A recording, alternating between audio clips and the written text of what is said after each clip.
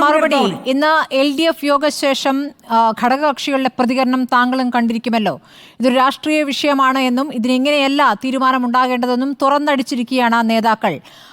അപ്പോൾ നേരത്തെ ഇപ്പോൾ ശ്രീ രാജു പി നായർ പറഞ്ഞതുപോലെ SP-മാർക്കെതിരായ നടപടി, ക്ഷമിക്കണം, IPS ഉദ്യോഗസ്ഥർക്കെതിരായ നടപടി എന്നുള്ളത് വലിയ നടപടിക്രമങ്ങളുള്ളതാണ്, വലിയ സാങ്കേതികത്വമുള്ളതാണ് എന്ന് പറയുമ്പോൾ P. വിജയന്റെ കാര്യത്തിൽ അതുണ്ടായില്ല, സുജിത്ദാസിന്റെ കാര്യത്തിൽ താമസമുണ്ടായില്ല. അപ്പോൾ ഈ താമസം എന്തുകൊണ്ടാണ് അജിത് കുമാറിന്റെ കാര്യത്തിൽ?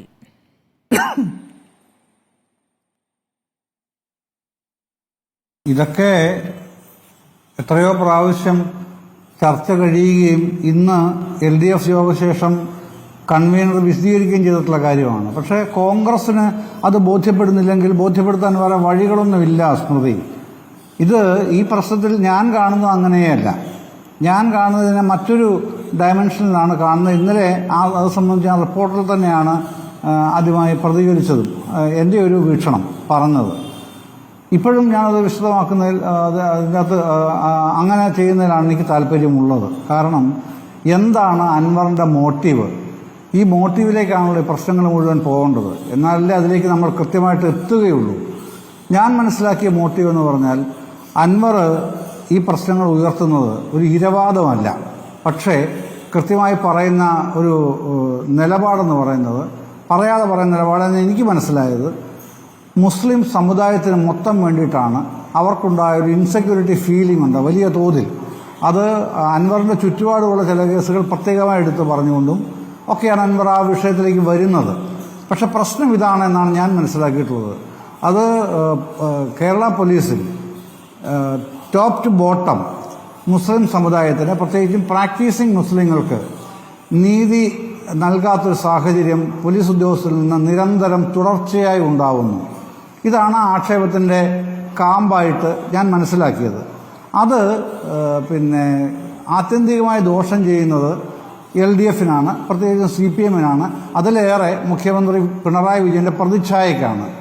അപ്പോൾ ഈ പ്രതിച്ഛായ നഷ്ടം ഉണ്ടായി കഴിഞ്ഞിട്ടുണ്ട് നിലവിൽ. അത് ഇനിയെങ്കിലും അടിയന്തരമായി ഇടപെട്ട് പരിഹരിക്കാനുള്ള നയവും നിലപാടും പാർട്ടിയുടെ ഭാഗത്തുനിന്ന്, സർക്കാരിൻ്റെ ഭാഗത്തുനിന്ന്, മുഖ്യമന്ത്രിയുടെ ഭാഗത്തുനിന്ന് ഉണ്ടാവണം എന്നുള്ള വാദമാണ് അൻവർ ആ കമ്മ്യൂണിറ്റിക്ക് വേണ്ടി ഉന്നയിക്കുന്നതെന്നാണ് ഞാൻ മനസ്സിലാക്കിയത്. അൻവറിന്റെ വാദത്തിലേക്ക് മാത്രം ചുരുക്കാതിരിക്കൂ ശ്രീ ജയചന്ദ്രൻ. താങ്കൾ ഇപ്പോൾ കോൺഗ്രസിന്റെ ആരോപണത്തെക്കുറിച്ചാണല്ലോ പറഞ്ഞത്. ഇന്ന് ഘടകകക്ഷികൾ നടത്തിയ പ്രതികരണം കൂടി താങ്കൾ കണ്ടിരിക്കുമെന്നാണ് ഞാൻ കരുതിയത്. താങ്കൾക്ക് ഒന്ന് കേൾക്കാൻ വേണ്ടി ഒന്ന് വർഗീസ് ജോർജിന്റെ പ്രതികരണം ഒന്ന് കേൾപ്പിക്കാം. BJPക്ക് 13% വോട്ടായിരുന്നു ഈ കഴിഞ്ഞ ലോക്സഭാ ഇലക്ഷനിൽ. അവർ 19. അത് ചർച്ച ചെയ്യണ്ടേ? ഇപ്പോൾ പോലീസിലെ ഉന്നതനായ ഉദ്യോഗസ്ഥൻ പോയി RSSന്റെ ദേശീയ നേതാക്കളെ കണ്ടിരിക്കുന്നു. ചർച്ച ചെയ്യണ്ടേ? അതാണ് ഞങ്ങൾ ഉന്നയിച്ചത്. അത് മറ്റ് ഘടകകക്ഷികൾ അതിനോട് യോജിച്ചു. ആ ഘടകകക്ഷികളും തന്നെ ചർച്ചയിലേക്ക് കടക്കുകയായിരുന്നു. അപ്പോൾ പിന്നെ ചർച്ചയിലേക്ക് കടക്കുകയായിരുന്നു. CP അടക്കമുള്ളവർ അവരുടെ നിലപാട് കൃത്യമായിട്ട് പറഞ്ഞു. അതായത് ADGP മാറ്റി നിർത്തണം തന്നെയാണല്ലോ തന്നെ പറഞ്ഞു. RJD നിലപാട് അത് തന്നെയാണ്. ഞങ്ങൾ ആ യോഗത്തിന് മുമ്പ് തന്നെ പറഞ്ഞിരുന്നല്ലോ. മുഖ്യമന്ത്രി എന്താണ് ഇക്കാര്യത്തിൽ? മുഖ്യമന്ത്രി പറഞ്ഞത് ഇത് വളരെ ഗൗരവമുള്ള വിഷയമാണ്. പക്ഷേ ഈ വിഷയം കൂടി അന്വേഷണത്തിൻ്റെ പരിധിയിൽ കൊണ്ടുവരും. അതിനുശേഷം തീരുമാനമെടുക്കാം. ഇപ്പോൾ ഒരു നടപടിയില്ല, ഇപ്പോൾ രാഷ്ട്രീയമായ നടപടിയില്ല. അത് അന്വേഷണം നടന്നുകൊണ്ടിരിക്കുന്നു. ആ അന്വേഷണത്തിൻ്റെ പരിധിയിൽ ഇതുകൂടി ഉൾപ്പെടുത്തിയിരിക്കുന്നു. ഇന്നത്തെ ചർച്ചകളുടെ അടിസ്ഥാനത്തിൽ. കേട്ടല്ലോ ശ്രീ ജയേന്ദ്രൻ. അല്ല, അതിനെന്താണ്? അതാ സാധാരണഗതിയിൽ ഇടതുപക്ഷ ജനാധിപത്യ മുന്നണിയുടെ സംസ്ഥാന കമ്മിറ്റി യോഗം ചേർന്നാൽ ഘടകകക്ഷികൾ പുറത്തു പറഞ്ഞ നിലപാടുകൾ തന്നെ അകത്തും പറഞ്ഞിട്ടുണ്ട്. ആ നിലപാടുകൾ പറയും. നിലപാടുകൾ പറയുന്നതിന് പ്രശ്നമൊന്നുമില്ലല്ലോ. അതേസമയം നിലപാടുകൾ കഴിഞ്ഞിട്ടാണ് കൂട്ടായി തീരുമാനമെടുക്കുന്നത്. ആ തീരുമാനം കൂട്ടായിട്ടാണ് എടുത്തതെന്ന് വർഗീസ് ജോർജ് തന്നെ ഈ വാക്കുകളിലുണ്ടല്ലോ. ഞങ്ങൾ പറയാനുള്ളത് പറഞ്ഞു, CPI പറയാനുള്ളത് പറഞ്ഞു. പക്ഷേ ഇതാണ് തീരുമാനം. അതും അദ്ദേഹം പറഞ്ഞല്ലോ. അദ്ദേഹം പറയാതിരിക്കുന്നില്ലല്ലോ. അല്ല, ഞങ്ങൾക്ക് ഇഷ്ടപ്പെടാതെ ഞങ്ങൾ ഇറങ്ങിപ്പോകുന്നു. ഇതൊരു രാഷ്ട്രീയ പ്രശ്നമാണ്. മുഖ്യമന്ത്രിക്ക് ഇത് സാങ്കേതിക വിഷയമാണ്. പക്ഷേ ഇതൊരു രാഷ്ട്രീയ പ്രശ്നമാണ് എന്ന് ഘടകകക്ഷികൾ എല്ലാവരും പുറത്തും അകത്തും തുടർച്ചയായി പറഞ്ഞുകൊണ്ടിരിക്കുന്നതിൽ താങ്കൾക്ക് അസ്വാഭാവികതയൊന്നും തോന്നിയില്ല എന്നാണോ? അല്ല, അതല്ല. അത് സ്മൃതി എന്താണ് വീണ്ടും അങ്ങനെ പറയുന്നതെന്നുള്ളതിനകത്താണ് എനിക്ക് അസ്വാഭാവികത തോന്നുന്നത്, സ്മൃതിയുടെ പറച്ചിലിൽ. കാരണം LDF ഘടകകക്ഷികൾക്ക് പറയാനുള്ളവർ LDF യോഗത്തിൽ പറഞ്ഞു കഴിഞ്ഞു. അത് കഴിഞ്ഞിട്ടാണ് തീരുമാനമെടുത്തത്. ഈ കാര്യം ഇപ്പം ആ പറഞ്ഞ തീരുമാനം ശ്രീ എന്നുള്ളത് ജോർജ് സംസാരിച്ച ADGP യെ വർഗീസ് ജോർജ് തന്നെ മാറ്റുന്നില്ല പറയുന്നുണ്ടല്ലോ. എന്നുള്ളതാണ്. ക്രമസമാധാന ചുമതലയിൽ നിന്നും അജിത് കുമാറിനെ മാറ്റുന്നില്ല എന്നുള്ളതാണ്. അതെ. അപ്പോൾ RSSുമായി ബന്ധമെന്ന ഗുരുതരമായ ആരോപണം ഉയർന്നിട്ടും അതുമായി ബന്ധപ്പെട്ട് ഭരണകക്ഷി MLA-യിൽ നിന്നും ഉള്ള പ്രതികരണം ഉണ്ടായിരിക്കുന്നു. അത് ഘടകകക്ഷികൾ അതിൽ ഗുരുതരമായ പ്രശ്നമുണ്ട്. അദ്ദേഹത്തെ ക്രമസമാധാന ചുമതലയിൽ നിന്ന് മാറ്റണം. സസ്പെൻഷൻ അല്ലല്ലോ പറയുന്നത്, ആ ചുമതലയിൽ നിന്ന് മാറ്റുക എന്നുള്ളതാണ്. അതിലേക്ക് പോലും കടക്കാൻ ഉള്ള തടസ്സം എന്താണ്? ആ തടസ്സം എന്താണെന്നാണ് മനസ്സിലാകാത്തത്. അതുകൊണ്ടാണല്ലോ അതിൽ പല വ്യാഖ്യാനങ്ങളും വരുന്നത്. ശ്രീ ജയേന്ദ്രൻ,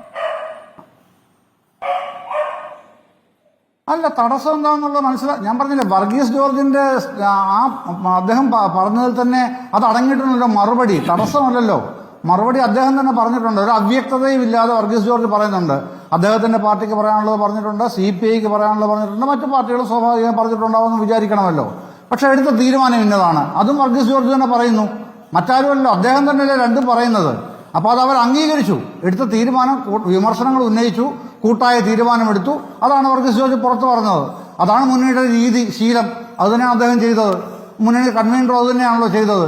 അതല്ലാതെ ഞങ്ങൾ പിന്നെ അവിടെ പറഞ്ഞ തീരുമാനങ്ങൾ അംഗീകരിച്ചില്ല, അതുകൊണ്ട് ഇവിടെ ഞങ്ങൾ ആ തീരുമാനം എതിർപ്പ് തന്നെ പറയുകയാണ്, ഞങ്ങൾക്ക് അത് അംഗീകരിക്കാൻ കഴിയില്ല എന്നല്ലല്ലോ വർഗീസ് ജോർജ് പറയുന്നത്. സാധാരണ പാർട്ടി പ്രവർത്തകർ, ഘടകകക്ഷികൾ, ഇവർക്കൊന്നും ബോധ്യമാകാത്ത, അതവിടെ തീരുമാനിച്ചു, അങ്ങനെ ഒരു അവസാന തീരുമാനം കൺവീനർ പറഞ്ഞു കഴിഞ്ഞു, ഇനി അതിന്മേൽ ഒരു ചർച്ചയില്ല, അതിന്മേലൊന്നും മിണ്ടാൻ പാടില്ല എന്ന നിലപാട് താങ്കൾക്ക് പറയാം. പക്ഷേ ജനങ്ങൾക്കത് ബോധ്യമാകണമെന്നില്ല. ബോധ്യമാകാത്തതുകൊണ്ടാണല്ലോ വീണ്ടും വീണ്ടും ആ ചോദ്യം ഉണ്ടാകുന്നത്.